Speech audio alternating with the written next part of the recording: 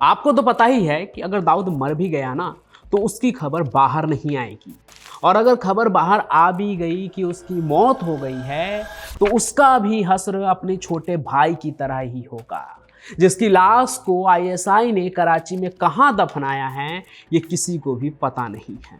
और अब यही डर दाऊद इब्राहिम को भी सता रहा है। वो जानता है कि जिस पाकिस्तान ने पहले कभी ये माना ही नहीं कि वो कराची में रहता है, वो पाकिस्तान भला उसके मरने के बाद इस बात को कैसे कबूल करेगा कि दाऊद उसके ही जमीन पर था कई दशकों से। इसलिए भले ही दाऊद ने अपनी कब्र बुक करवा रखी हो, अपने दफनाए जाने की जगह तय कर रखी हो, लेकिन ना तो पाकिस्तान उसे वहां ले जाएगा और ना उसे वो कब्र नसीब होगी। लेकिन वो जगह कौन सी है जिसे डॉन ने मरने से पहले ही खुद के लिए तय कर लिया, और क्यों? तो देखिए, मुंबई की भीड़ भाड़ वाली गलियों के बीच मरीन लाइन के पास बसा है बड़ा कब्रिस्तान। इतिहास की कई कहानियां अपने सीने में दबाए हुए यही इस जमीन के नीचे ऐसे कई लोग दफन हैं जिन्होंने कभी आपके दिल पर राज किया, तो कई वो लोग भी हैं जिनकी कहानियां सुनकर रूह कांप जाती है। लेकिन सवाल यह है कि दाऊद इस कब्रिस्तान में क्यों दफन होना चाहता है? कहीं इसलिए तो नहीं क्योंकि बॉलीवुड के बड़े बड़े हस्तियों को भी यही दफनाया जाता है, और ये वही कब्रिस्तान भी है जहां संजय दत्त की मां नरगिस जी को दफनाया गया था। हालांकि ये तो कब्रिस्तान है जो किसी की हस्ती नहीं देखता, क्योंकि दफन तो यहाँ याकूब मेमन भी है, जिसे मुंबई में धमाके के इल्जाम में फांसी की सजा मिली थी। पर यहाँ दफन होने की दाऊद की इच्छा इन सभी से अलग है, क्योंकि बंबई के तमाम लोगों के अलावा आज के मुंबई के इस बड़ा कब्रिस्तान में दाऊद का आधा खानदान दफन है। लेकिन दाऊद का इस जगह से जुड़ाव सिर्फ उसकी मां अमीना बी और पिता इब्राहिम कासकर के दफन होने की वजह से है। हालांकि वालिद से बहुत पहले जब दाऊद का भाई साबिर 1981 में पठान गैंग के हाथों मारा गया, तब उसकी कब्र भी इसी कब्रिस्तान में बनाई गई। इस घटना के बारे में मैंने आपको कई बार बताया है, वो इसलिए क्योंकि भाई के मौत के बाद दाऊद असल मायने में खूंखार बना, और बंबई के अंडरवर्ल्ड में खून खराबे की शुरुआत भी असल मायने में यहीं से हुई। सबीर की मौत के बाद दाऊद ने प्रतिज्ञा ले ली कि वो अपने भाई की मौत का बदला लेगा, और तभी से मुंबई की गलियां खून से लाल होने लगी। सबीर की मौत ने कासकर परिवार को झकझोर दिया था। कहते हैं उसी समय परिवार ने फैसला किया कि उनके सभी सदस्यों की कब्र यही होगी, बंबई के इसी बड़ा कब्रिस्तान में। उस समय दाऊद ने 5,000 रुपये का बड़ा दान देकर अपनी ये ख्वाहिश पूरी की थी, और अपने पूरे परिवार के लिए कब्र की जगह इस कब्रिस्तान में बुक करवा ली थी, जहां उसने खुद के लिए भी वो जगह चुनी जो उनके माँ बाप के बीच में हो। ये रकम उस दौर के हिसाब से काफ़ी बड़ी मानी जाती थी।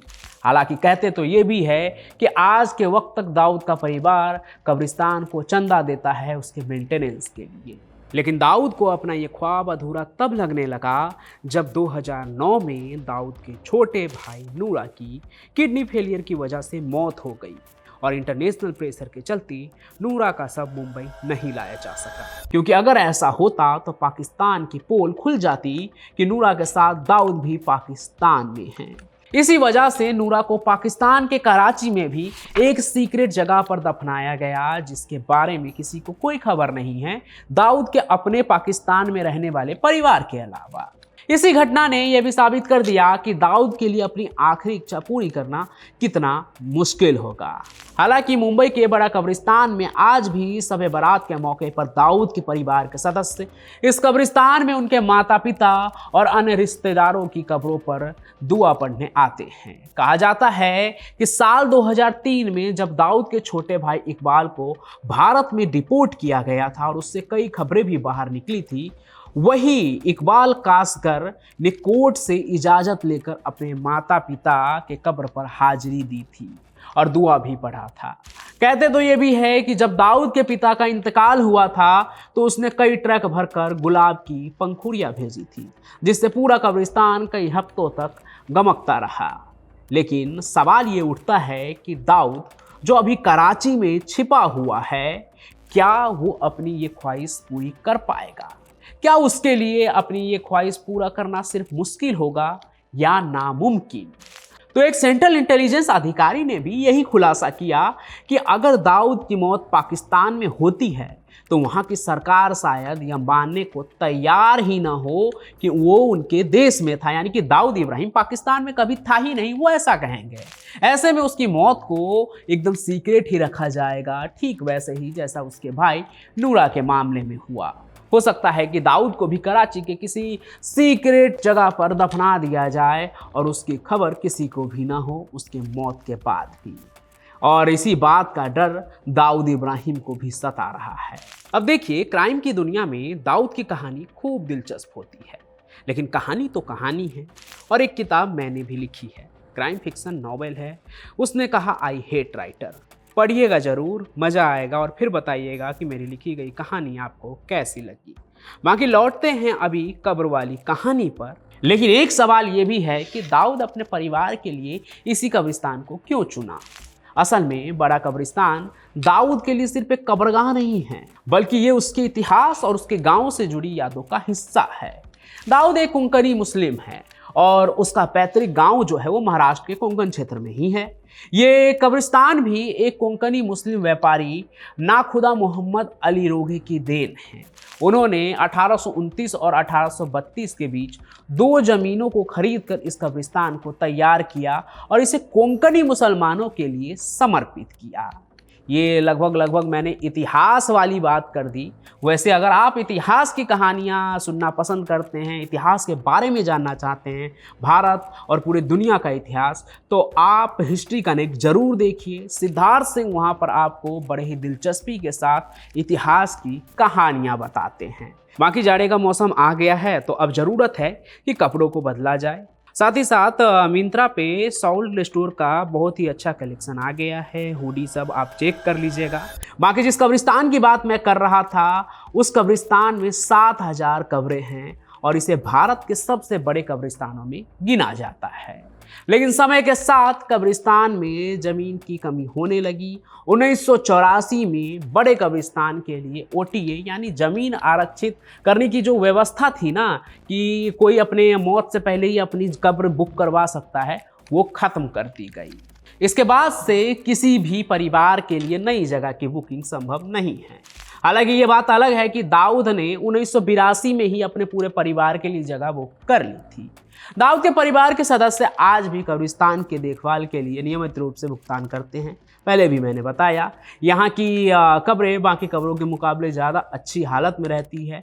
लेकिन एक सवाल ये भी उठता है कि क्या दाऊद, जिसने मुंबई के इतिहास को अपनी दहशत से बदल दिया, क्या वो इस ज़मीन के नीचे दफन होने का हकदार है? क्योंकि दाऊद वो इंसान है जो मुंबई को अपनी मासूका तो कहता था, लेकिन उसने मुंबई को गहरा जख्म भी दिया। तो क्या इस मुंबई की ज़मीन का वो हकदार है? ये एक बहुत बड़ा सवाल है, क्योंकि दाऊद इब्राहिम का नाम आते ही मुंबई के अंडरवर्ल्ड के सबसे खतरनाक अध्याय याद आने लगते हैं। शब्बीर के मौत का बदला लेने के बाद उसने मुंबई की सड़कों पर जो खून बहाया था, वो जो सिलसिला शुरू किया था, वो बहुत ही खौफनाक था।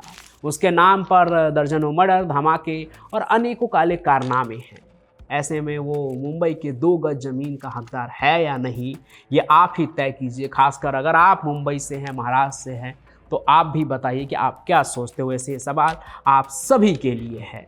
बाकी ये देखना बाकी रहेगा कि भविष्य में उसके कहानी का अंत कैसे होगा। क्या वो अपनी माँ के पास दफन हो पाता है या फिर कराची में ही वो किसी गुमनाम जगह पे दफना दिया जाएगा जिसका खबर किसी को नहीं होगा। एक डॉन जो हर तरफ पॉपुलर है, हर तरफ लोग उसको जानते हैं, मौत के बाद उसकी जो ज़िंदगी है वो गुमनामी में गुजरेगी। क्या होता है ये देखेंगे भविष्य में। बाकी मैं पंचम प्रकाश अपनी कहानियों के साथ ऐसे ही हाजिर होता रहूँगा।